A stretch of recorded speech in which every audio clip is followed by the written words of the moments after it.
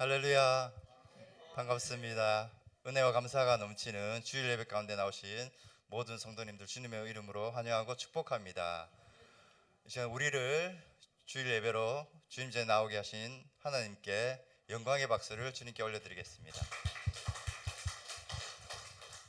이 시간 예배 드릴 때 우리의 마음과 생각을 온전히 주님께 집중하면서 찬양하며 예배 자리로 나가시겠습니다. 찬송가 270장 찬송하시겠습니다.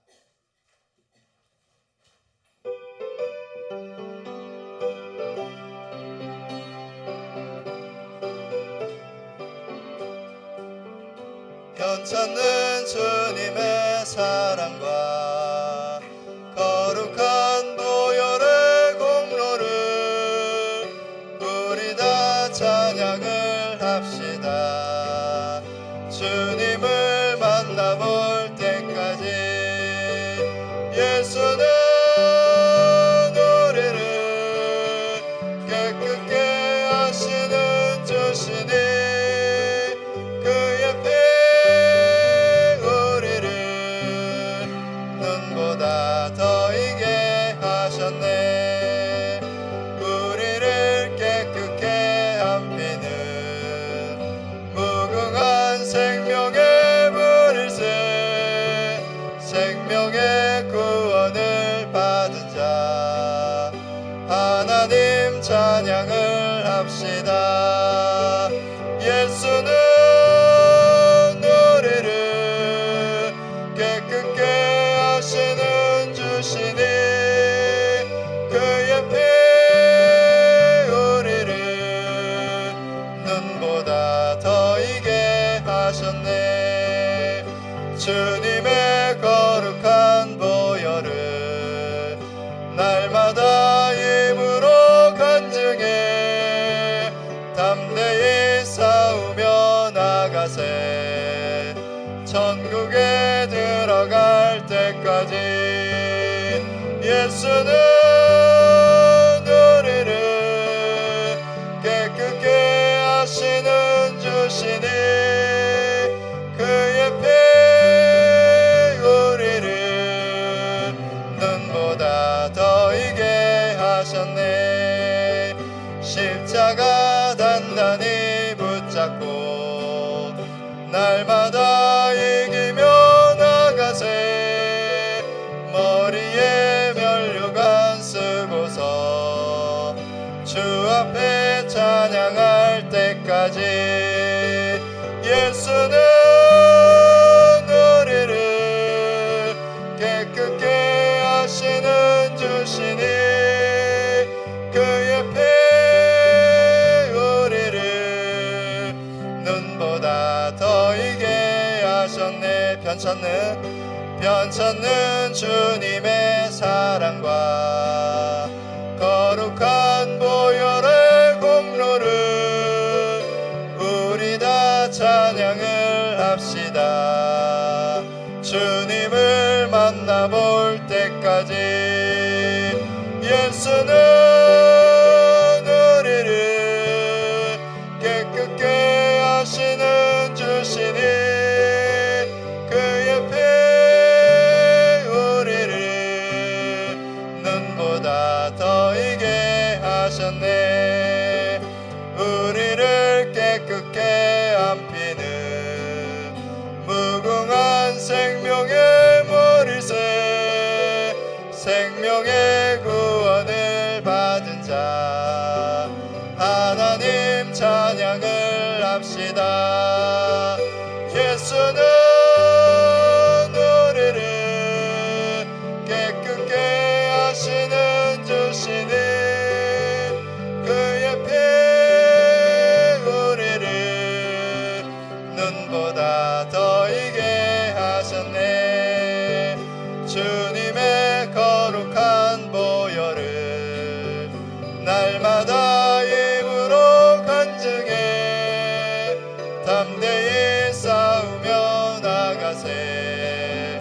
천국에 들어갈 때까지 예수는 우리를 깨끗게 하시는 주시니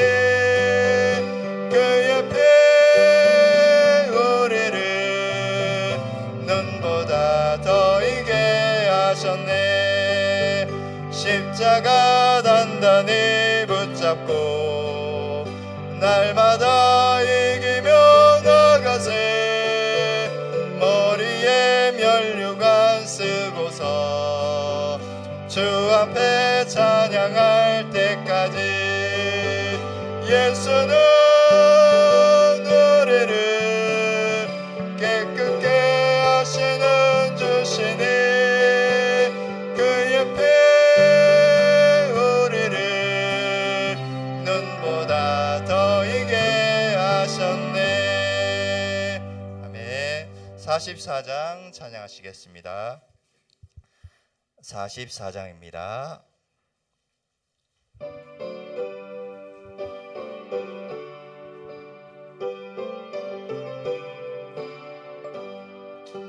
지난 일회 동안에 예수 인도했으니 주의 전에 모여서 감사 찬송합니다. 가장 복된 이날은 하늘 안식표로다. 가장 복된 이날은 하늘 안식표로다. 주의 공로 힘입어 은혜 주심 빌 때에 화목하게 하시고 죄를 벗겨주소서. 세상 걱정 버리고 은혜 받게 하소서. 세상 걱정 버리고 은혜 받게 하소서. 하나님의 이름을 찬송하러 왔으니 모임 중에 계시고 영광 나타내소서. 기쁜 하늘 잔치에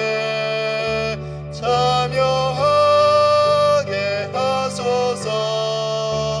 기쁜 하늘 잔치에 참여하게 하소서.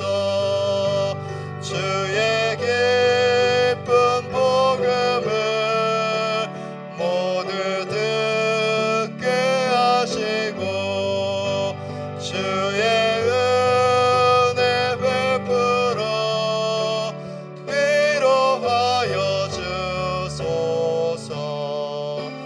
주님 오실 때까지 이날 지키리로다. 주님 오실 때까지 이날 지키리로다.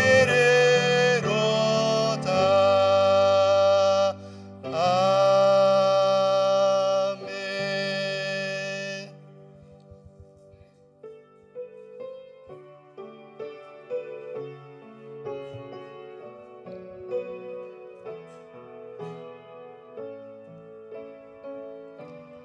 우리 보좌 앞에 모였네. 함께 주를 찬양하며 하나님의 사랑 그 아들 주셨네. 그의 피로 우린 구원받았네.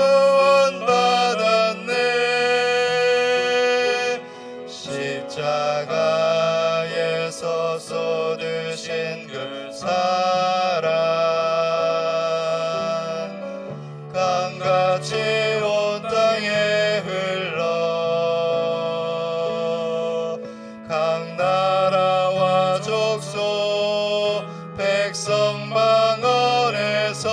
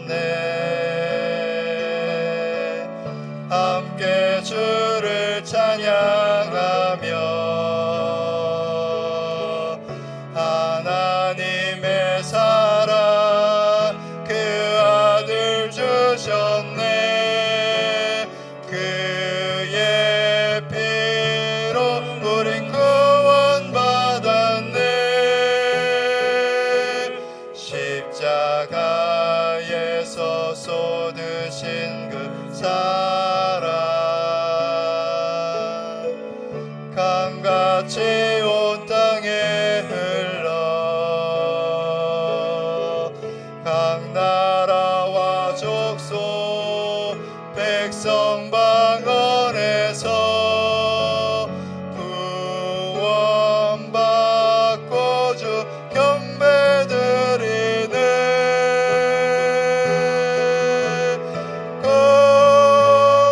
구원하심이 보좌에 앉으신 우리 하나님과 어린 양께 있도다.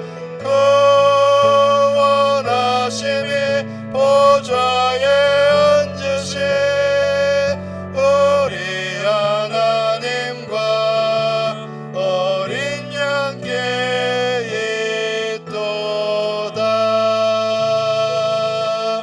이 시간 다 같이 예배를 위해서 기도하시겠습니다. 아버지 하나님 감사합니다. 오늘도 사랑하는 주의 백성들을 불러주시고 예배하는 자리로 나오게 하시니 감사합니다. 아버지 특별히 오늘 명절을 앞두고 우리의 분주함 가운데서도 주의 은혜를 갈구하며 그 앞으로 나왔사오니 사모하는 영혼을 만족케 하시고 줄인 영혼에게 주께서 주시는 풍성한 은혜로 가득 채워 주시옵소서. 또한 오늘 아버지 하나님께서 주의 몸된 교회를 세우시고 주의 몸된 교회를 통하여 이 땅에 역사하심을 우리가 감사하며 우리 교회가 아버지 하나님 뜻 가운데 세워졌음을 인하여 아버지 하나님 앞에 감사함으로 예배하기를 원합니다. 아버지 하나님 우리 예배하는 가운데 성령 하나님께서 우리의 마음과 생각을 온전히 주장하시고 다스려 주시옵소서.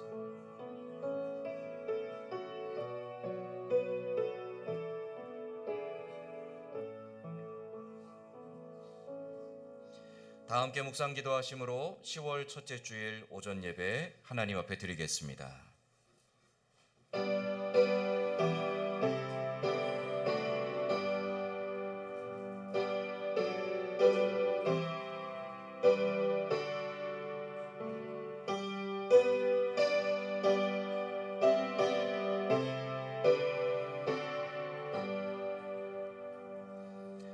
여호와는 너를 지키시는 이시라.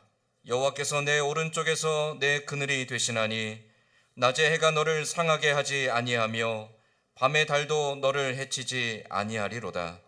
여호와께서 너를 지켜 모든 환난을 면하게 하시며 또 내 영혼을 지키시리로다. 여호와께서 너의 출입을 지금부터 영원까지 지키시리로다. 하나님은 영이시니 예배하는 자가 영과 진리로 예배할지니라. 아멘. 아버지 하나님, 주께서 주의 몸된 교회를 세우시고 또 세우신 교회를 통하여 그의 나라와 영광의 역사들을 이루어 가심을 감사드립니다. 오늘 명절을 앞두고 분주함 가운데서도 교회 설립을 기념하며 우리가 이 주일 아침에 아버지 앞에 나와 예배하기를 원합니다. 우리의 마음의 생각들을 다스려 주시고 주 은혜를 향하여 갈급하고 가난한 심령으로 나아온 자들에게 주시는 은혜로 말미암아 큰 기쁨과 평강이 있는 귀하고 복된 시간이 되게 하여 주시옵소서. 예배 모든 소를 주께 의탁하오며 예수님의 이름으로 기원하옵나이다. 아멘. 다 자리에 일어나서 찬송가 68장 찬송하겠습니다.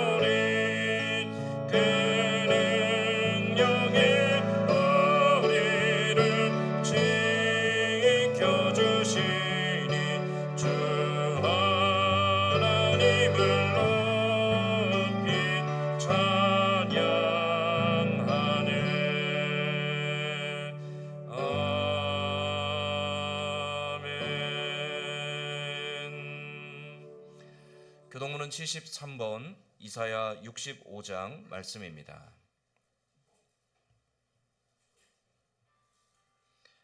교동문 73번, 이사야 65장 말씀입니다.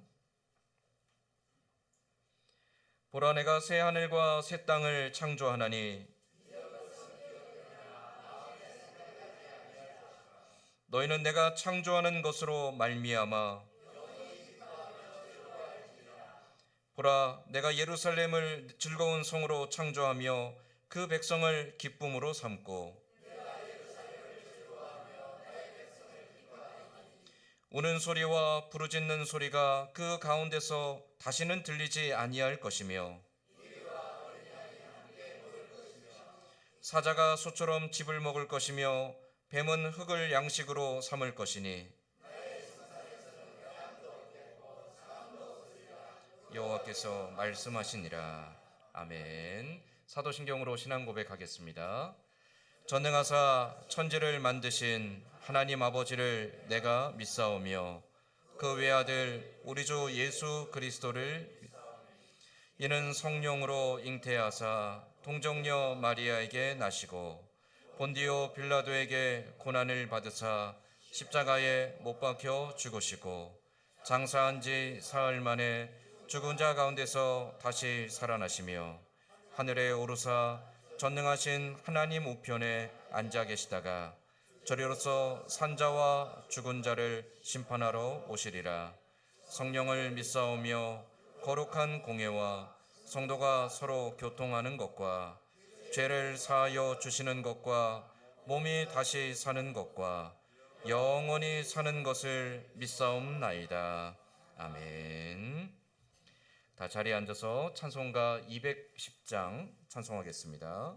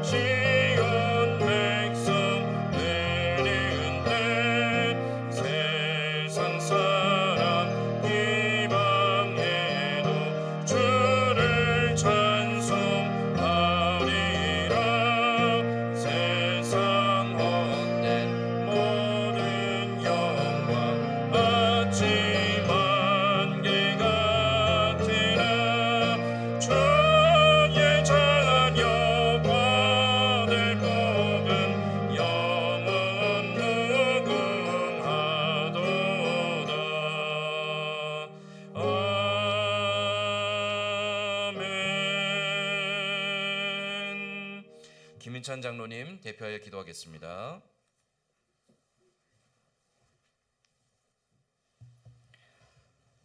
사랑과 은혜가 풍성하신 하나님 아버지, 이 귀한 주일 아침 저희를 거룩한 예배 자리로 불러주시고 주님의 존귀하신 이름을 찬양하며 영광 돌리게 하시니 감사드립니다. 광야와 같은 세상 속에서 지치고 상한 저희의 영혼이 주님의 품 안에서 안식과 회복을 얻기를 간절히 소망합니다. 지난 한 주간 주님의 말씀대로 살지 못하고 세상의 헛된 욕심과 세상이 주는 즐거움을 쫓아 살았던 저희의 연약함을 고백합니다. 말과 행동으로 지은 모든 죄와 허물을 주님의 십자가 보혈로 용서하여 주시옵소서. 이 시간 형식적인 예배자가 아닌 신령과 진정으로 예배하는 참된 예배자로 저희를 새롭게 하여 주시옵소서. 성령님, 저희의 마음을 주장하시어 저희 안에 있는 모든 세상적인 염려와 근심을 물리쳐 주시고 오직 주님께만 집중하는 복된 시간이 되게 하여 주시옵소서. 이 나라 대한민국을 붙들어 주시는 하나님, 이 나라의 위정자들에게 지혜와 공의를 허락하셔서 오직 국민을 섬기는 마음으로 정직하게 국정을 이끌어가게 하옵소서. 갈등과 분열이 고조되는 이 땅에 용서와 화합의 영을 부어주시고 남북이 평화적으로 통일되어 복음 통일의 사명을 감당하는 제사장 나라가 되게 하여 주시옵소서. 우리의 머리가 되시는 하나님 아버지, 선진교회를 기억하여 주시고 축복하여 주시옵소서. 오늘 설립 52주년을 맞은 선진교회를 지금까지 지켜주신 주님께 감사드리며 최우성 목사님을 통해 교회가 더욱더 반석 위에 서게 하시고 모든 성도들이 하나 되어 주님이 기뻐하시는 교회로 나아갈 수 있도록 주님 은혜를 내려 주시옵소서. 이 교회가 세상의 빛과 소금이 되는 사명을 잘 감당하게 하시고 지역사회와 열방을 향해 복음을 증거하는 살아있는 공동체가 되게 하여 주시옵소서. 모든 성도들이 믿음의 주여 온전케 하시는 주님만을 바라보며 서로 사랑하고 섬기는 아름다운 교제를 나누게 하여 주시옵소서. 믿음이 약한 성도들에게는 아브라함의 믿음을 허락하여 주시고 병약한 자들에게는 치유의 은혜를 베푸시고 경제적인 어려움을 겪는 가정에는 위로와 회복의 길을 열어 주시옵소서. 특별히 교회의 영적 지도자이신 최우선 목사님에게 성령의 능력과 지혜를 더하여 주셔서 주님께서 맡기신 양떼를 말씀과 기도로 잘 양육하게 하옵소서. 또한 예배를 위해 보이지 않는 곳에서 헌신하고 봉사하는 모든 손길들을 기억하시고 그들의 수고를 통해 주님의 영광이 드러나게 하옵소서. 세계 곳곳에서 복음을 위해 수고하는 선교사님과 그 가족을 기억하여 주시옵소서. 어려운 사역 가운데 필요한 것들을 채워주시고 열매 맺는 사역이 되게 하여 주시옵소서. 협력교회와 가족들에게도 주님이 주시는 위로와 평안이 함께하게 하여 주시옵소서. 다가올 추석 명절을 맞아 우리에게 풍성함을 허락하신 주님께 감사드리고 가족이 모이는 곳마다 주님의 사랑이 충만하고 기쁨과 은혜가 넘치는 명절이 되게 하시고 오고 가는 발걸음을 주님이 안전하게 지켜 주시옵소서. 이제 말씀을 듣습니다. 단위에 세우신 목사님을 성령으로 충만하게 붙들어 주셔서 전하시는 말씀이 살아 역사하는 능력의 말씀이 되게 하시고 듣는 저희는 그 말씀을 아멘으로 받고 우리의 삶 속에 적용하며 순종할 수 있는 믿음과 결단을 허락하여 주시옵소서. 이 예배의 시종을 주님께 온전히 의탁하오며 이 모든 말씀 우리를 구원하신 예수 그리스도의 이름으로 기도드립니다. 아멘.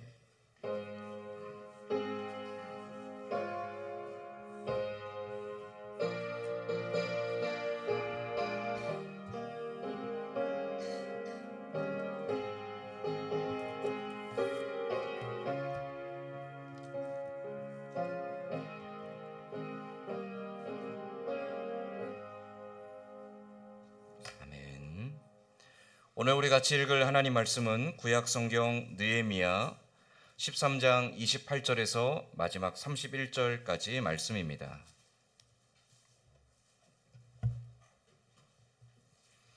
제가 가진 성경은 구약 성경 749페이지에 있습니다.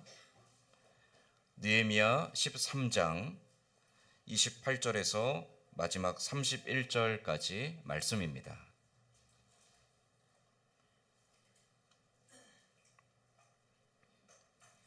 느헤미야서 13장 28절에서 31절까지 말씀 우리 함께 읽겠습니다. 대제사장 엘리야십의 손자 여야다의 아들 하나가 호론 사람 산발랏의 사위가 되었으므로 내가 쫓아내어 나를 떠나게 하였느니라.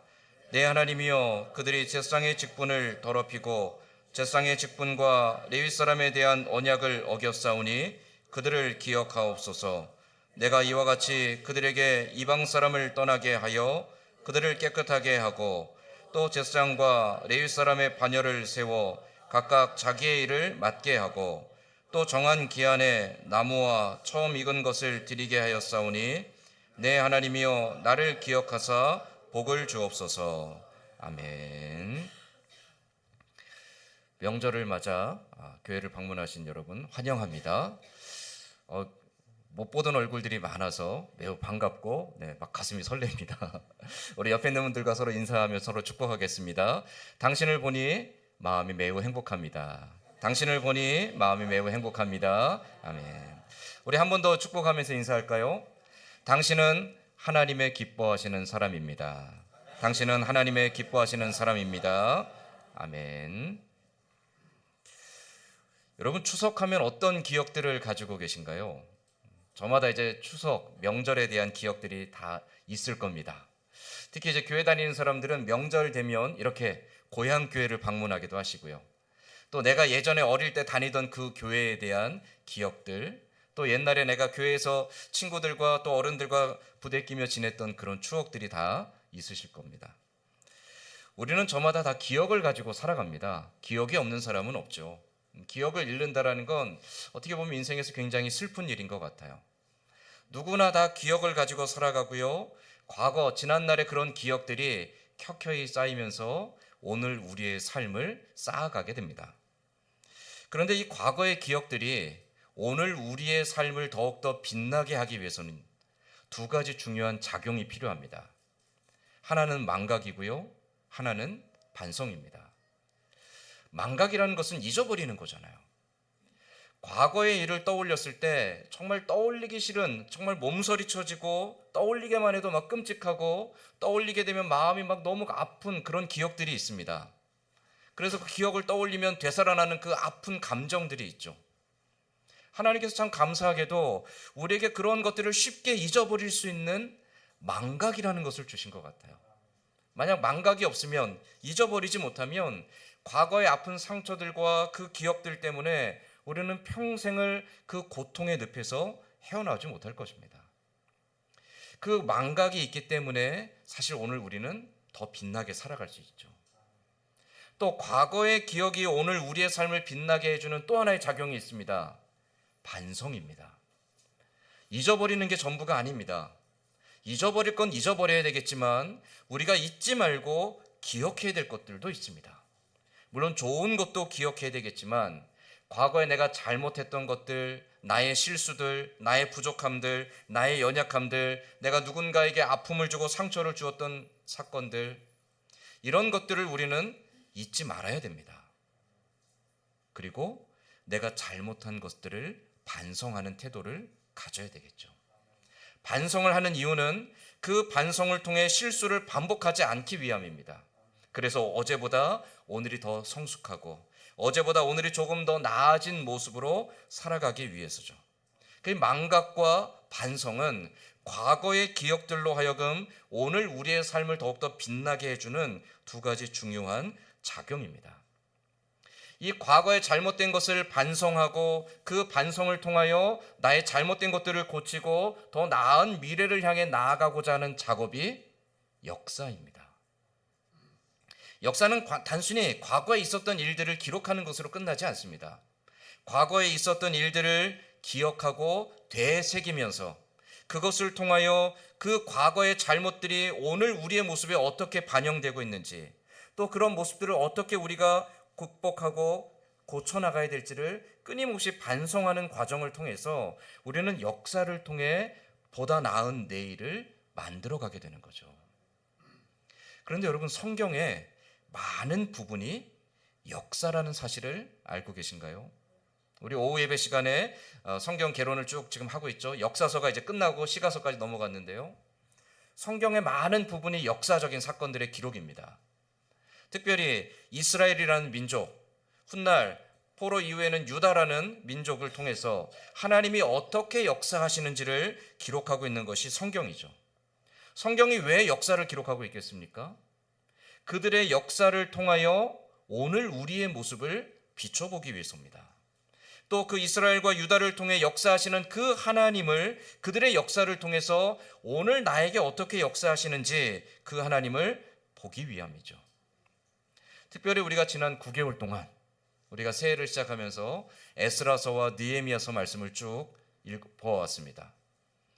이 에스라와 느헤미야는 유다 백성들이 바벨론에 의해서 멸망당한 후에 포로로 끌려갔다가 그 포로 생활을 마치고 다시 고향 땅으로 돌아와서 무너졌던 그들의 공동체를 회복해가는 과정, 그 역사입니다.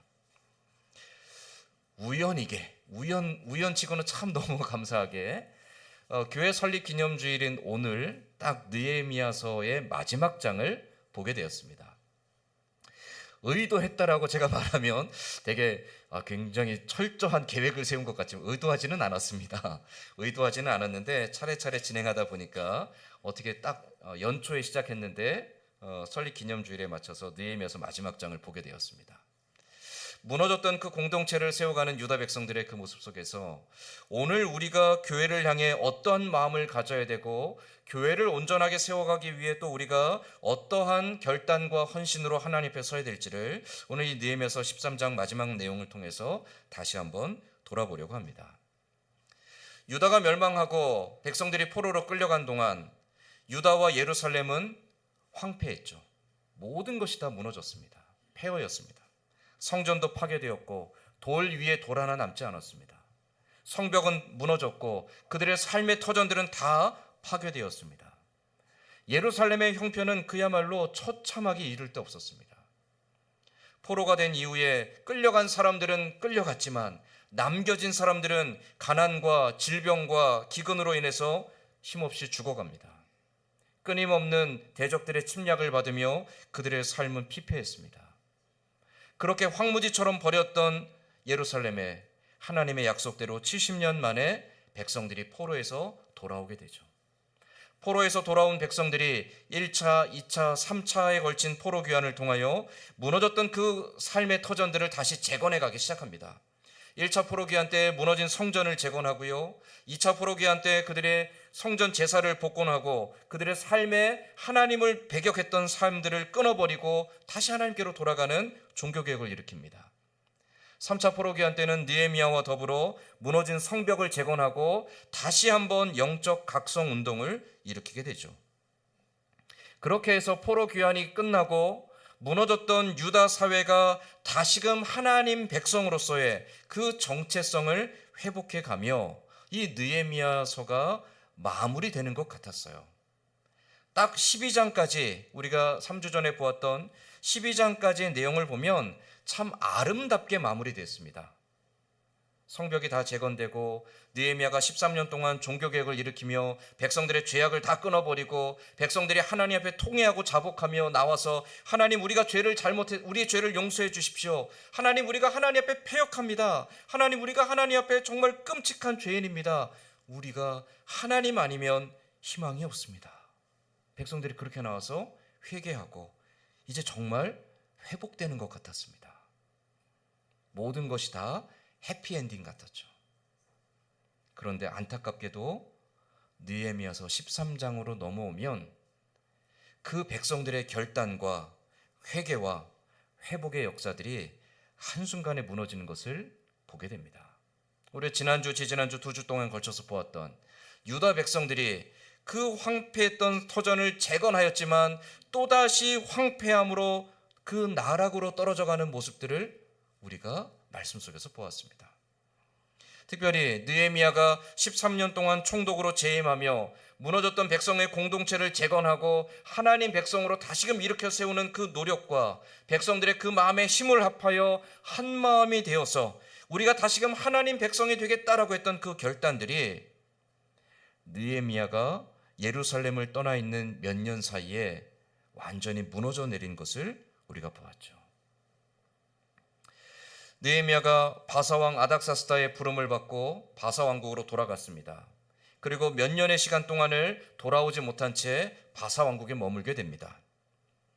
느헤미야가 떠나고 예루살렘에 남아있던 유다 백성들, 그들이 마음을 다하여 하나님 앞에 힘을 다해 내가 믿음을 지키겠노라고 하나님을 의지하겠노라고 결단한 게 아니라 느헤미야가 없는 그 시간들 동안 그들이 서서히 죄악에 물들어가기 시작합니다. 몇 년의 시간이 지난 후에 느헤미야가 다시 바사왕 아닥사스다에게 간청하여서 예루살렘으로 돌아왔을 때 느헤미야의 눈에 유다 백성들의 처참하게 무너진 모습을 보며 느헤미야가 분개하죠. 느헤미야가 보았던 유다 백성들의 죄악상이 무엇이었죠? 첫 번째는 그들이 하나님의 성전을 한 사람을 위해서 개조한 사실이었습니다. 성전은 하나님께 구별되어진 오직 하나님을 위한 처소입니다. 그러나 도비야라는 사람, 이 막강한 힘을 가지고 있는 이 도비야라는 사람의 권력에 아첨하면서 그 사람의 힘을 이용하여서 자기도 이 유다 사회에 유력한 사람이 되려고 제사장이었던 엘리야십이 이 도비야와 결탁하여 성전의 방 하나를 비워내고 도비야를 위한 처소를 성전에 마련해 줍니다. 성전은 분명히 하나님의 것이고 하나님을 위한 것이고 오직 하나님을 경배하는 곳이 되어야 되는데 제사장조차도 하나님을 멸시하고 유력한 사람의 손을 붙잡아 그의 마음을 기쁘게 하려고 성전을 더럽힌 사건, 하나님을 멸시하는 행위였죠. 느헤미야가 그것을 보는 순간 분노가 차올랐습니다. 당장 성전으로 뛰어가 도비야의 방을 다 뜯어내고 그 안에 있는 모든 도비야의 물건들을 다 밖에 내팽개치고 다시금 이 공간을 성별하여 하나님 앞에 구별하여 드리게 되죠. 두 번째로 느헤미야가 예루살렘에 돌아와서 보게 된 것은 안식일의 규례가 무너진 것이었습니다. 안식일은 하나님께서 명령한 것이죠. 이날은 나를 위한 것이니 너희가 아무것도 하지 말고 오직 나를 경배하라고 명령하셨던 날입니다. 그런데 느헤미야가 떠난 그 기간 동안 예루살렘 성 안팎에 장사하는 사람들이 모여들게 됩니다. 심지어 그들이 안식일에도 장사합니다. 장사하기 위해 안식일 전날과 안식일 날 그 다음 날까지도 그들이 끊임없이 분주하게 일에 몰두합니다. 먹고 살려면 당연한 것 아닙니까? 그러나 하나님께서 안식일을 명령한 이유가 있었죠. 너희의 인생을 내가 책임진다는 것이었습니다. 안식일은 단지 너희가 아무것도 하지 말고 온전히 나에게 나와서 예배해가 전부가 아닙니다. 안식일을 명령하신 가장 중요한 이유는 너희가 먹고 마실 것을 염려하지 않아도 내가 너희의 인생을 책임져 주겠다. 나 여호와가 너희의 유일한 주인이고 너희의 유일한 도움이다라는 것을 말씀하시는 게 바로 안식일이에요. 근데 그 안식일을 지키지 않았다라는 건 결국 하나님, 당신은 우리와 상관없습니다. 당신이 아니라 내가 한번 해보겠습니다. 당신의 도움 따위는 필요 없습니다. 더 이상 당신의 지배 아래 있기 싫습니다. 내가 내 힘으로 내 인생을 개척하겠습니다. 하나님을 철저히 배격하고 하나님 없는 삶을 향해서 뛰쳐나갔던 것이죠. 그래서 느헤미야가 또 이 일에 대하여 분노하여서 안식일을 범하는 자들을 다 벌하고 안식일을 철저히 지킬 수 있도록 백성들을 다시금 가르치게 됩니다. 그런데 여기서 끝나지 않죠. 한 가지 더 유다 백성들의 죄악상이 드러납니다. 오늘 우리가 읽은 13장 23절부터 마지막 31절까지 내용인데요. 이 마지막 부분에 보면 유다 백성들이 이방인과 결혼하는 모습을 기록하고 있습니다. 구약 성경에서 하나님의 백성 이스라엘과 유다에게는 이방인과 결혼한 것을 철저히 금지시켰습니다. 이것은 단지 어떤 순혈주의나 민족주의를 위한 것이 아닙니다. 이방인과 결혼을 금하신 가장 본질적이고 중요한 이유는 이방인들이 가지는 우상숭배의 문화에 접근하지 못하도록 차단하는 겁니다. 우상숭배의 문화가 하나님 백성들에게 유입되지 아니하도록 차단하는 겁니다. 하나님의 백성이 하나님 백성으로서 그 순결한 믿음을 지켜가도록 하는 장치가 바로 이방인과의 결혼을 금지시키는 것이었죠. 근데 이방인과의 결혼의 문제는요, 이스라엘의 역사와 유다 역사상 계속 반복됩니다. 종교개혁을 일으킬 때마다 거론되는 주제 중에 하나가 바로 이방인과의 결혼의 문제입니다. 이방인과의 결혼 그 자체가 나쁜 것은 아닙니다. 예수님의 계보 중에도 이방 여인이 들어와서 그가 아들을 낳아 그 계보를 이어가는 하나님의 역사의 계보에 이방 여인들이 포함되는 것을 볼 수 있죠. 그러나 문제는 그들이 우상 숭배의 문화 앞에 무방비 상태로 무너져 가게 된다는 것. 느헤미야가 떠난 이후에 유다 사회에도 또다시 이방 여인과의 결혼의 문제가 불거지기 시작합니다. 13장 23절과 24절 말씀에 보면 느헤미야가 돌아와서 보게 된 세 번째 죄악상을 이렇게 기록합니다. 느헤미야서 13장 23절과 24절 말씀에 그때 내가 또 본즉 유다 사람이 아스돗과 암몬과 모압 여인을 맞아 아내로 삼았는데 그들의 자녀가 아스돗 방언을 절반쯤은 하여도 유다 방언은 못하니 그 하는 말이 각 족속의 방언이므로. 느헤미야가 떠난 후에 유다 백성들이 이방 여인과 결혼하여 자식을 낳았다. 아마도 5년, 10년의 시간이 지났을 겁니다. 그 사이에 어떤 일이 일어났냐면 이방 여인과 결혼해서 자식을 낳았는데 그 자녀들에게 히브리어를 가르치지 않는다라는 거예요. 이스라엘의 언어를 가르치지 않는다라는 거죠. 외국의 언어를 배우면 좋은 거 아닐까요? 그런데 여기 심각한 문제가 무엇이냐면 하나님의 율법은 오직 히브리어로만 기록되어 있었습니다. 이방의 언어로는 하나님의 율법을 기록하지 못하게 하였습니다. 그런데 자녀들이 하나님의 율법을 읽기 위하여서 그 율법을 마음에 새기고 율법을 행하기 위하여서 당연히 히브리어를 배워야 되는데 그들이 히브리어를 배우지 않았다라는 거죠. 이방의 언어만 배웠다라는 겁니다. 이방의 언어를 배우며 자기 어머니에게 또 이방에서 결혼한 그 배우자에게 이방의 문화를 배워가기 시작하죠. 어릴 적부터 이방의 문화, 우상숭배의 문화에 익숙해지고 하나님의 율법을 멀리하게 되는 현상들이 유다 사회에 확산되어 가기 시작합니다. 더 큰 문제는 유다 백성들이 이것을 심각하게 받아들이지 않는다라는 거예요. 그럴 수 있지. 그게 대수라고. 유다 백성들 사이에 아무렇지 않게 이러한 일들이 만연해 가고 있다는 거죠. 불과 5년, 10년 사이에.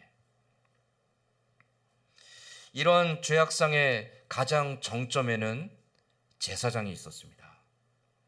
우리가 읽었던 28절 말씀에 보니까 대제사장 엘리야십의 손자 요야다의 아들 하나가 호른 사람 산발랏의 사위가 되었으므로 내가 쫓아내어 나를 떠나게 하였느니라.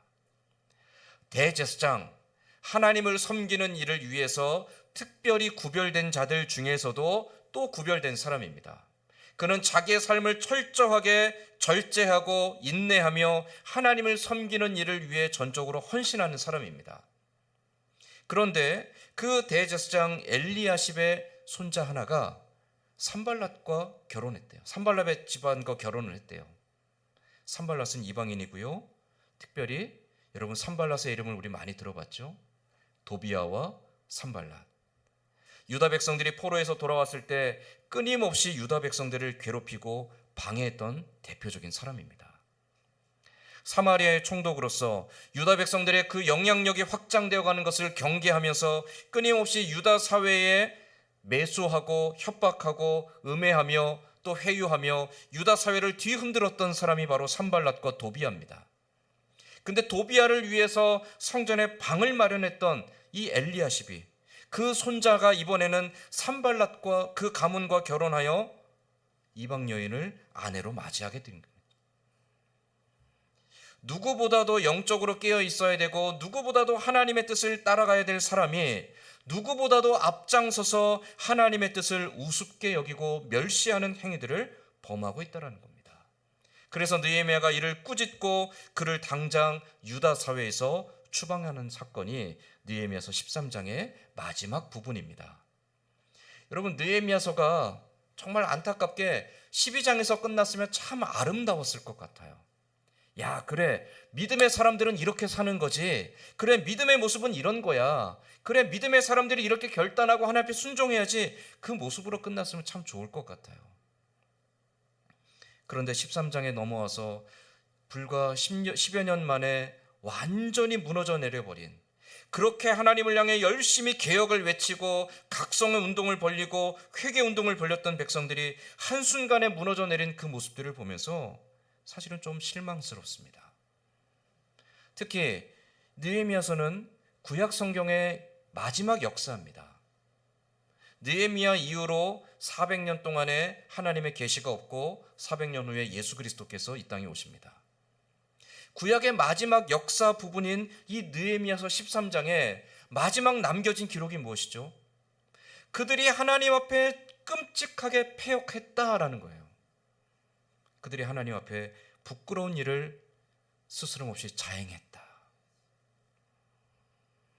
왜 성경은 이 부끄러운 역사를 기록하여서 지워지지 못하게 했고 우리에게 오늘날까지도 보게 하시는 걸까요? 그런데 여러분, 느헤미야서만의 문제가 아닙니다. 창세기부터 계시록까지 성경 전체의 역사를 살펴보면 그 안에 한 가지 중요한 구조가 있는 것을 보게 됩니다. 우리 오후 예배 시간에 말씀드렸던 죄악의 순환 구조입니다.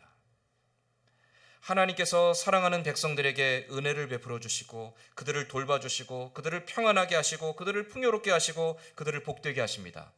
그러면 하나님의 백성들은 기쁨이 충만하죠. 평안하죠. 근심이 없습니다. 그럼 어떻게 될까요? 금방 하나님을 잊어버리고 배반하고 하나님을 떠나갑니다. 하나님 없는 삶을 살아갑니다. 하나님과 상관없이 살아갑니다. 하나님을 멸시하고 하나님을 거역합니다. 하나님 끊임없이 경고하시죠. 그래도 돌이키지 않으면 그 다음에는 하나님이 하나님 백성들을 징계하세요. 징계를 받으면 비로소 자기의 죄를 깨닫고 하나님 앞에 나와 회개하며 하나님의 도우심과 구원하심을 구합니다. 그럼 하나님이 하나님 백성들을 위로하고 회복시켜 주세요. 회복시켜 주시면 그들의 삶이 평안해지죠. 그럼 그 다음엔 어떻게 될까요? 또 하나님을 배반합니다. 그럼 또 하나님이 징계하시고요. 그럼 또 회개하고요. 그럼 또 하나님이 그들을 용서하시고 회복시켜 주십니다. 이 역사가 창세기 아담으로부터 시작해서 요한계시록까지 계속 반복되어지는 성경의 역사입니다. 성경은 왜 이 죄가 반복되어지는 역사를 기록하고 있을까요? 우리에게 보라는 겁니다. 무엇을요? 그들을 통해서 오늘 우리의 모습을 보라는 것이죠.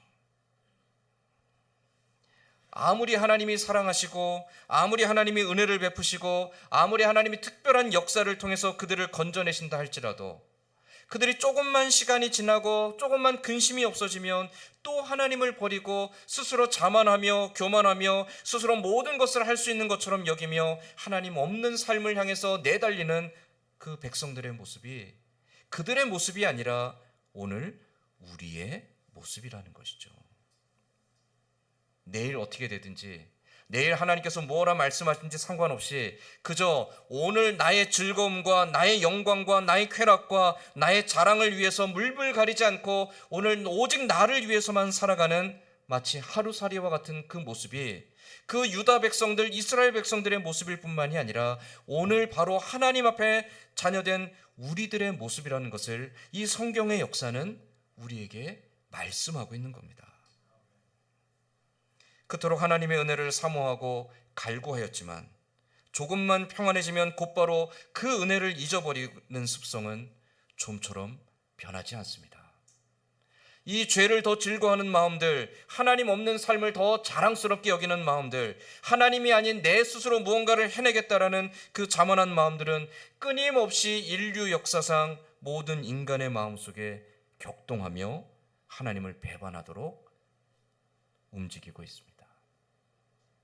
그 연약한 모습을 성경은 우리에게 계속 반복적으로 말씀하고 가르쳐주고 있죠. 이것을 말씀하시는 이유가 있습니다. 우리가 얼마나 연약한 존재인지를 깨닫게 하시는 것일 뿐만 아니라, 그럼에도 불구하고 우리가 마치 하루살이처럼 내일이 없는 사람처럼 그저 오늘밖에 모르고 나밖에 모르고 나의 자랑과 영광밖에 모르는 그 부족하고 연약하고 그 안일한 삶을 살고 있음에도 불구하고, 그럼에도 불구하고 하나님은 택하신 사람들을 결코 포기하지 않는다라는 하나님의 사랑의 역사를 말씀하기 위하여서 그 부끄러운 역사들을 계속 반복적으로 가르쳐주고 계신 것이죠. 우리 이사야서 53장 6절 말씀을 같이 한번 읽어보겠습니다. 이사야서 53장 6절 말씀입니다. 같이 읽어보겠습니다. 우리는 다 양 같아서 그릇 행하여 각기 제 길로 갔거늘 여호와께서는 우리 모두의 죄악을 그에게 담당시키셨도다. 아멘. 우리는 완전한 존재가 아닙니다. 우리는 하나님께 은혜를 받고 내가 무언가 신비한 능력들을 경험하고 내가 하나님 앞에 큰 믿음의 체험들을 가지고 있고 하나님 앞에 뜨거운 열정을 가지고 있고 내가 하나님의 나라와 그 영광을 위해 모든 걸 아끼지 않고 헌신할 것 같은 헌신의 마음들과 결단을 가지고 살아갈지 모르지만 그것이 영원하지 않습니다. 우리는 끊임없이 유혹 앞에 흔들리며 우리는 끊임없이 연약함에 쓰러지고 넘어지며 끊임없이 하나님의 도우심이 아니면 한 걸음을 내디딜 수 없는 그러한 존재로 지금 오늘을 살아가고 있습니다. 이사야서에서는 그러한 우리들의 모습을 양 같다라고 표현합니다. 순전하고 착하고 예쁜 양이 아니라 고집스러운 양, 자기 하고 싶은 대로 그냥 내달리는 양, 사방팔방으로 들이받으며 내가 가고 싶은 길로만 내달리는 그 양의 모습이 우리의 모습이라는 거죠. 목자가 어디로 인도하든지 목자의 음성을 향해 귀를 기울이지 아니하고 목자가 인도하는 곳으로 가기보다도 그냥 내 눈에 보이고 내가 즐거운 곳을 향해 달려가는 그 양과 같이 우리는 그릇 행하여 각기 제 길로 달려간다라는 거죠. 그럼 목자 되신 하나님께서 어떻게 하십니까? 야, 저놈은 희망이 없어. 야, 저놈은 가망이 없어. 야, 저런 놈은 그냥 버려. 저 한 놈 때문에 나머지 양들을 포기할 수는 없잖아. 야, 하나를 버려. 그러시는 분인가요? 그렇지 않다라는 거죠. 우리는 다 양 같아서 그릇 행하여 각기 제 길로 갔거늘 여호와께서는 우리 모두의 죄악을 그에게 담당시키셨도다. 그는 바로 예수 그리스도시죠. 하나님 앞에 한없이 부끄럽고 연약하고 배반하고 마음 악하게 먹고 독하게 먹고 하나님을 미워하고 하나님 없는 삶을 즐거워하고 하나님이 어떻게 해서든 내 인생에 관여하지 못하도록 피해보고 싶어하는 우리들이지만 그러한 우리들을 위해서 하나님은 한순간도 포기하지 않고 끝까지 우리와 함께 하신다는 거예요. 심지어 사랑하는 독생자도 아끼지 않고 내어주셔서 우리의 죄를 대속하여 십자가에 죽게 하실 만큼 하나님은 우리를 사랑하신다라는 것이죠. 그 사랑하시는 하나님, 그 은혜를 베푸시는 하나님, 그 하나님이 오늘 여전히 우리를 포기하지 아니하셨다. 성경은 바로 그 하나님의 신실하심에 대하여 우리에게 말씀하고자 하는 것입니다. 우리가 결코 완전하지 않기 때문에, 우리가 결코 온전하지 않기 때문에, 우리는 결코 완성되지 않았기 때문에, 우리가 마치 하루살이처럼 그저 오늘 하루밖에 알지 못하기 때문에 한없이 연약하고 부족하지만 그 하루살이 같음이 우리에게는 또 다른 희망의 이유가 되기도 합니다. 오늘 하루, 이 하루를 버텨내기 위해서 하나님의 은혜와 하나님의 돌보심이 간절하다는 것을 우리는 깨닫게 되는 거죠. 내가 비록 하루살이처럼 내 자신의 그 얄팍하고 내 자신의 그 옹졸하고 내 자신의 그 고집스러운 삶 속에서 한 치 앞도 알지 못하지만, 그러나 하나님, 나의 이 연약함이 있기에 하나님의 도우심이 간절합니다. 하나님 돕지 않으시면 내가 이 하루를 견뎌낼 수 없습니다. 하나님, 내가 어제 잘했고, 내가 어제 풍요로웠고, 내가 어제 성공했고, 내가 어제 뜻하는 바를 이룬 것이 전부가 아닙니다. 하나님, 내 인생이 하나님의 손을 벗어나서 이 하루를 온전하게 살 수 없으니 하나님, 이 하루도 주께서 나를 붙잡아 주시옵소서. 내 인생을 주께 의탁하오니 주께서 나를 붙잡아 주시옵소서. 그 믿음의 고백으로 살아가는, 은혜를 갈구하며 하루의 은혜를 하나님 앞에 갈구하며 그 은혜로 말미암아 살아가는 은혜의 하루살이로 살아가는 것이 오늘 하나님 앞에 살아가는 우리들의 모습이 되어야 한다는 것이죠. 성경은 바로 그것을 우리에게 보여줘요. 얼마나 연약한지, 부끄러운지. 야, 넌 그렇게 부끄럽고 연약한 존재니까 넌 희망이 없어가 아니라, 그 희망이 없기 때문에 오히려 우리의 눈을 열어 하나님을 바라보라라고 성경은 우리에게 가르쳐 준다는 것이죠. 사랑하는 성도 여러분, 오늘 교회 설립 52주년을 맞이했습니다. 1973년 10월 3일에 이곳에 조그만 가정에서 기도 초소가 마련되고 그것이 발전해서 선진교회가 되었죠.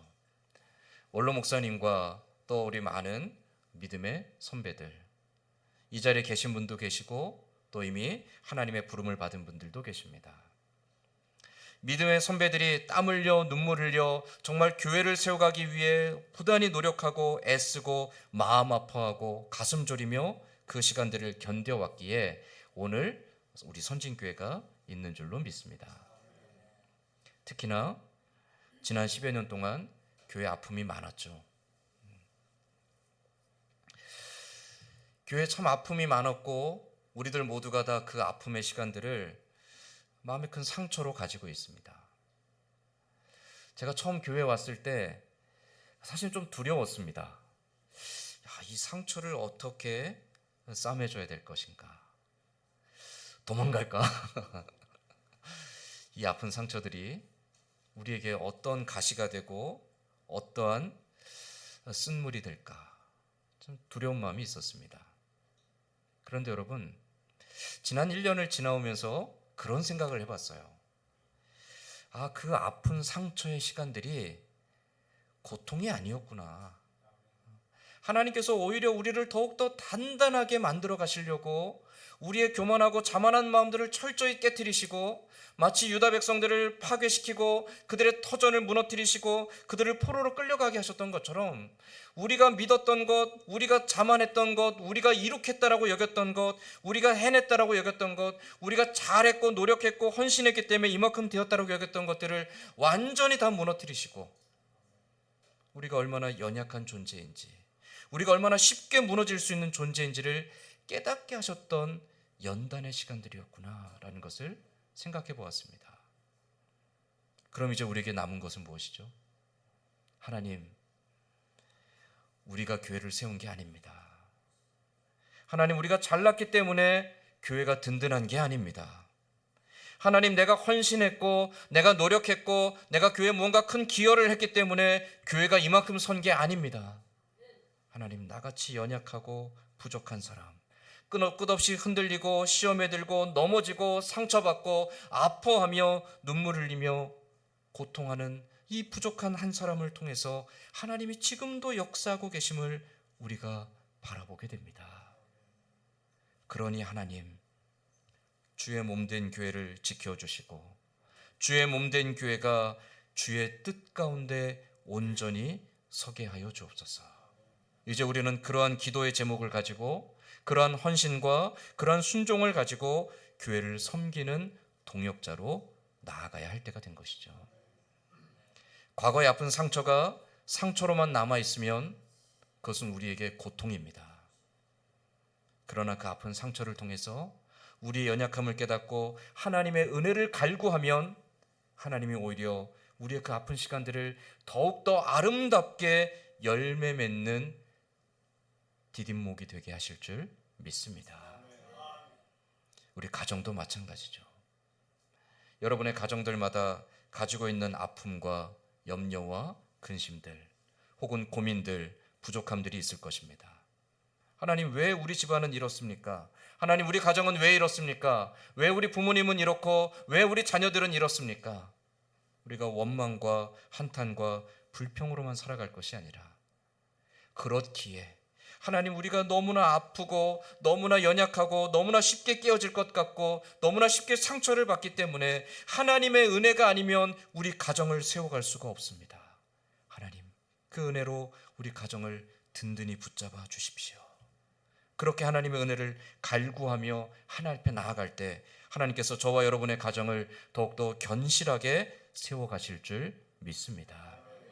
사랑하는 성도 여러분, 우리는 연약하지만 그 연약하기 때문에 하나님을 바라보는 믿음의 사람이 되어야 됩니다.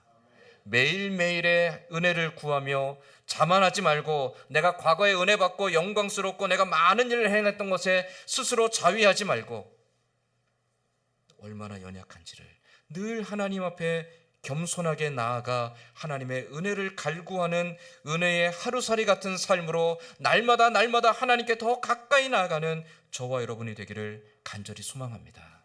그래서 과거의 모습을 통해 오늘의 내 삶을 반성해보고, 내 삶을 반성함을 통해 하나님의 은혜를 갈구하며 하나님의 인도하심 속에서 더욱더 성숙하고 성장하는 믿음의 사람으로, 더욱더 성숙하고 성장해가는 믿음의 가정으로, 특별히 그렇게 성장해가고 성숙해가는 하나님이 기뻐하시는 주의 몸된 교회로 든든히 서가는 우리 모두가 될 수 있기를 주님의 이름으로 간절히 소망합니다. 아멘. 기도하겠습니다.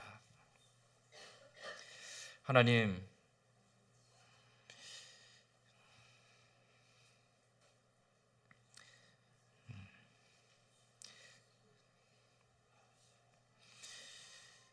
우리가 많이 하나님 앞에 잘난 것 같지만, 하나님, 우리가 참 많이 열심히 노력하고 수고하여 이 모든 것을 얻은 것 같지만, 하나님, 우리가 고생하고 땀 흘리고 눈물 흘려 이 모든 것을 이룩한 것 같지만,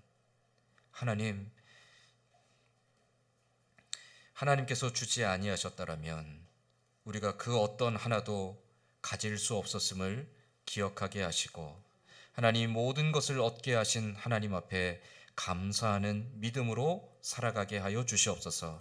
하나님, 내가 무언가 했노라 자만하지 않게 하여 주시고, 더욱더 겸손하게 하나님의 은혜를 구하는 자로 살게 하여 주시옵소서. 하나님, 어제 은혜를 충만히 받았고, 내가 어제 하나님 앞에 결단했고, 내가 하나님 앞에 헌신했기 때문에 그것으로 끝난 것이 아니라, 어제보다 오늘, 오늘보다 내일 더욱더 진실하고 순전한 믿음으로 하나님 앞에 살아가기 위해 끊임없이 하나님 앞으로 나아가 그 은혜를 갈구하는 자로 가난한 심령으로 살아가게 하여 주시옵소서. 단 하루밖에 없을지라도 그 하루를 하나님 앞에 의탁하며 살아갈 때 하나님께서 인도하시고 하나님께서 역사하심을 경험하며, 그로 말미암아 세상이 줄 수 없는 기쁨으로 평강으로 살아가게 하여 주시옵소서. 하나님, 날마다 주의 은혜를 구하는 우리의 삶이 되게 하시고, 날마다 주의 은혜를 구하는 가정이 되게 하시고, 날마다 주의 은혜를 구하며 겸손히 그 앞에 순종하는 교회가 되게 하여 주시옵소서. 은혜의 하루살이와 같이 날마다 주의 은혜를 갈구하는 자로 살아가기를 기대하고 소망하며 예수님의 이름으로 기도드리옵나이다. 아멘. 우리 함께 찬송가 393장 찬송하며 준비한 헌금 하나님께 봉헌하겠습니다.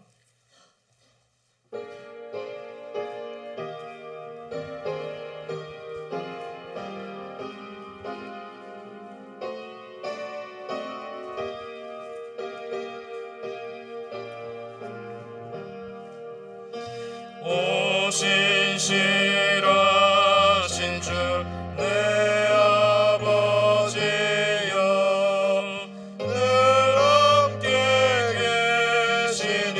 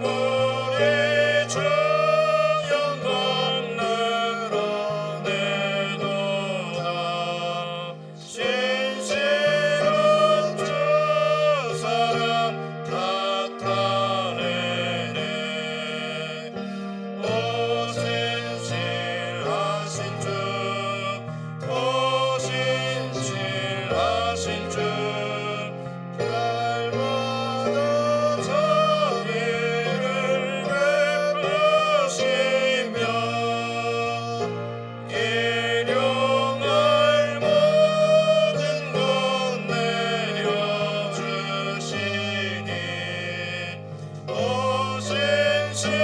신실하신 주 나의 구주 내 죄를 사하여 많이 하시고 주 친히 오셔서 인도하네 오늘은 힘내고 내일은 소망 주머니 만복을 내리시네 오 신실하신 주 오 신실하신 주 날마다 자비를 베푸시며 일용할 모든 것 내려주시니 오 신실하신 주 나의 구주 아멘. 기도하겠습니다. 하나님 감사합니다. 주께서 베푸시는 그 은혜와 사랑이 오늘 우리를 살게 하시고 하나님 우리가 알지 못하는 막막하고 두려운 인생길이지만 주께서 앞서 행하시며 우리의 길을 열어가시고 때를 따라 주께서 준비하신 대로 우리에게 선하고 아름다운 것들로 채워주시는 줄 믿습니다.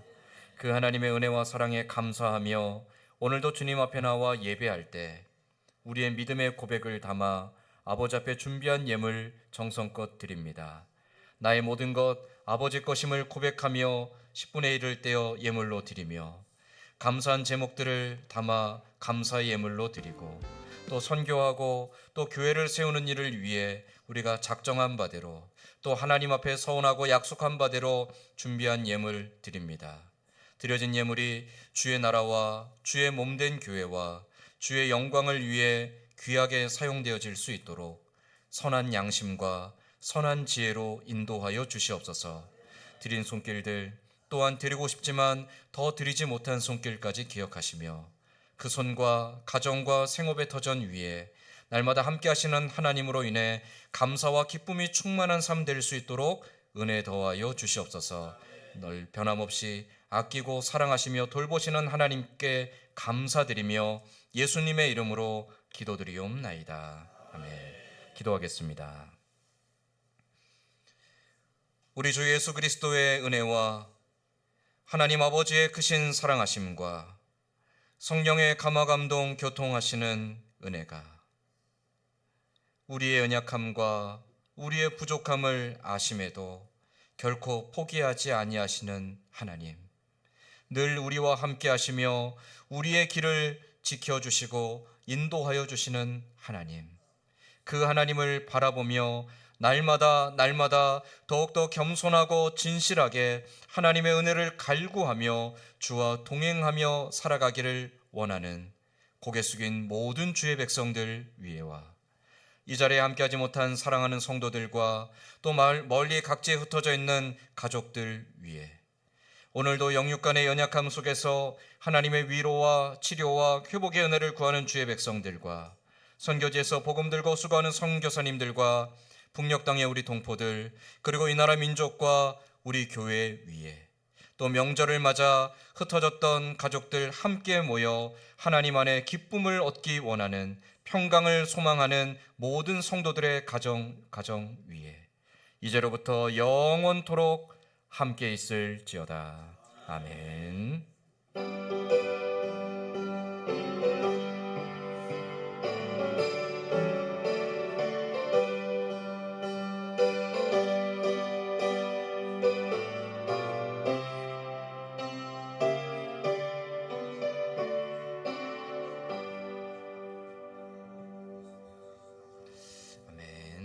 우리 장로님 나오셔서 교회 소식 전하겠습니다. 교회 소식 전해드리겠습니다. 오늘은 교회 설립 52주년 기념주일입니다. 하나님께서 기뻐하시는 교회를 세워가기 위해 기쁨으로 동역하는 아름다운 역사를 계속 이어가기 위해 많은 기도 바랍니다. 하나님 은혜 안에 감사와 기쁨이 가득한 추석 명절 되시기 바랍니다. 명절 연휴로 오늘 점심 식사와 오후 찬양 예배가 없습니다. 새벽 기도회는 6일 월요일부터 8일 수요일까지 가정에서 개인 기도로 대신합니다. 명절 아침에는 가정 예배를 드리시기 바랍니다. 주보 안에 보시면 순서지가 있으니 참고해 주시면 좋겠습니다. 다음 주일 오후 찬양 예배 시간에는 권사 은퇴식이 있습니다. 이상입니다. 감사합니다. 네, 명절 맞아서 오늘 방문하신 분들이 많은데요. 네, 우리 교회가 항상 이렇게 꽉 차면 참 좋겠습니다. 그렇지만 명절만이라도 이렇게 오셔서 같이 예배 드릴 수 있어서 참 반갑고요. 저도 자녀라서 예전에는 그게 좀 부담스러웠는데 뒤늦게 깨닫게 되는 게 부모의 입장에서 자녀들이 이렇게 같이 있으면 참 든든해 하시더라고요. 그래서 오늘 오신 분들을 잠깐 소개하는 시간을 갖도록 하겠습니다. 우리 이일생 장로님 자녀분들 오셨죠? 자리 한번 일어나 보시겠습니까? 이일생 장로님 우리 박수로 한번 환영하겠습니다. 네, 감사합니다. 네, 감사합니다. 다음에 우리 이상영 집사님 따님하고 아드님 가족들 네, 우리 사모 뒤에 따님하고 손주들 왔습니다. 우리 박수 한번 하겠습니다. 자, 그다음에 우리 김숙향 집사님, 김숙향 성도님 오랜만에 오셨고, 그다음에 우리 정선영 성도님하고 아드님, 네 오셨네요. 우리 박수 한번 하겠습니다. 감사합니다. 그다음에 네, 우리 그쵸.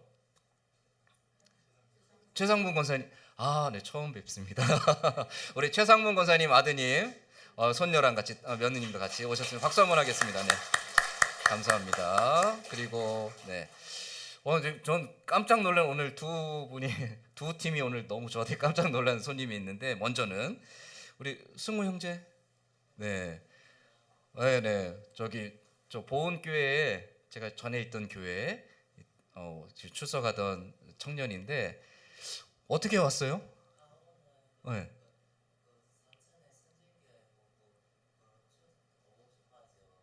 네. 버스 타고 왔어요? 네, 감사합니다. 박수 한번 해주세요. 네. 전혀 생각을 못했는데, 네. 그리고 제가 초등학교 때부터, 국민학교 때부터 굉장히 좋아하던 친구입니다. 지금 만난 지 한 20년 넘게 된 것 같은데, 시댁이 진주라서 마침 이제 명절이라 와서 같이 예배드렸습니다. 우리 제 초등학교 친구입니다. 김경선 자매님, 또 우리 가족들입니다. 감사합니다. 네, 감사합니다. 네, 네, 너무 반가운 얼굴들 많아서 너무너무 반갑고 기쁘고 행복합니다. 네, 자리가 많이 찬 게 행복한 게 아니고요. 명절이라 이렇게 함께 모여서 같이 예배드릴 수 있고 믿음 안에서 서로 교제할 수 있고 우리가 웃으면서 기쁨으로 이 자리에 함께 할 수 있는 게 참 기쁨이고 감사의 제목입니다. 우리가 언젠가 하나님 나라에 가면 또 이렇게 다 같이 모여서 예배할 수 있는 날이 있겠죠? 네, 그런 날들 우리가 기대하며 믿음으로 잘 이겨나가시고 명절간에 가족과 싸우지 마시고 네, 행복하게 지내시기 바랍니다. 한 번 더 참으시고 하고 싶은 말 한 번 더 참으시고 나쁜 말 들어도 한 번 더 참으시고 네, 예수님도 나를 위해 참았는데 하면서 한 번 더 참으시면서 명절에 가족 간에 더욱더 화목하고 우애 있게 명절을 기쁘게 지내시기 바랍니다. 주보에 없는 광고 몇 가지만 더 드리도록 하겠습니다. 주보에 없는데요. 우리 김종규 장로님, 문혜란 집사님 가정에 결혼식이 있습니다. 큰아들 우리 김진삼 목사님인데 명절 끝나고 10월 11일 이번 주 토요일에 서울에서 결혼식이 있습니다. 근데 너무 멀기도 하고 그래서 이제 교회 광고를 안 해주셨으면 부탁을 하시더라고요. 그래도 안 하면 서운하잖아요. 그래서 장로님 오늘 또 이제 처갓집에 가셨는데 그래서 안 계셔서 그냥 광고를 합니다.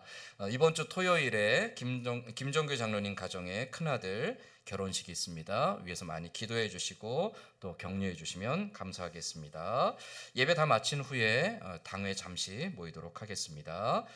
나가실 때 저희 집에서 명절이라 또 선물을 조그만 거 준비를 했습니다. 조그만 걸 준비했습니다. 꼭 받아가시고 우리 어린이 친구들, 아직 결혼하지 않은 어린이 친구들은 또 다른 선물로 준비했습니다. 네, 하나씩 1인 1입니다. 한 사람이 하나씩입니다. 가정이 아니고 한 사람이 하나씩 꼭 받아가시면 감사하겠습니다. 이제 우리 다 같이 자리에 일어나서 마지막 찬송 620장 찬송하며 주일 오전 예배 모두 마치도록 하겠습니다.